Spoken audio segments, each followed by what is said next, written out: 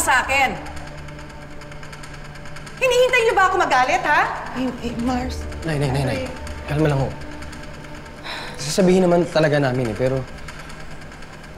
Nay, baka pwede mo muna sabihin kay tatay. Bakit? Ano nga yun? Sabihin niyo nga sa akin! Mars. Hayop ka. Nandito ka palang babae ka. Anong ginagawa mo dito, ha? Pupuntahan mo si Manuel? Saan mo nakuha yung ugaling kriminal mo, ha? Ha? Nay! Tama na!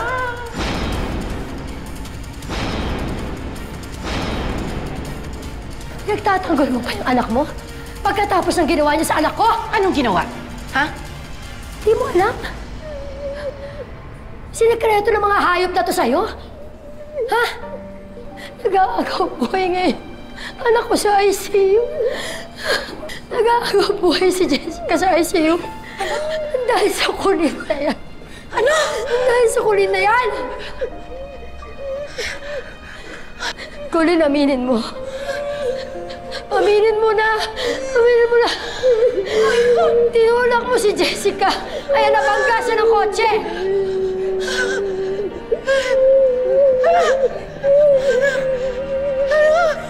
Ano nangyari?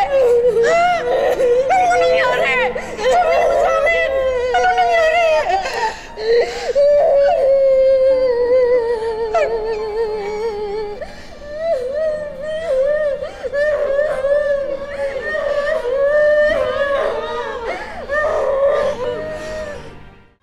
May nangyaring masama kay Jessica.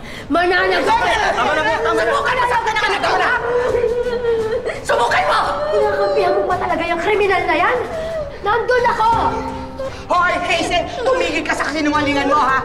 Nakita namin na sinasaktan mo si Colin kaya sinugod ka ni Andeng. Kaya nagkagulo-gulo tayo! Wala ka ron! Wala tayong lahat! Huwag ka sinungaling!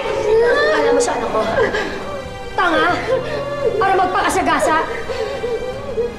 Colin, aminin mo na. Tinulak mo yung anak ko! Tinulak mo! Aminin mo.